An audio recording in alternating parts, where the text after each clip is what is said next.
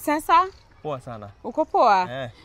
Unajua na kadem nimeona ukikapeleka pale? Oh, kale kama my love of my life. Unaita love of your life? Wacha nikwambie, huyo msichana achana na yeye. Huyo msichana ni wrong number.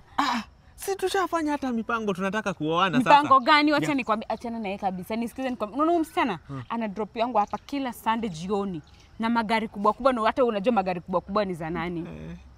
Wacha nikwambie, ukitaka kuishi maisha mzuri achana huyo msichana. Na hata si hivyo, huyo msichana hii area hakuna kijana jampitia.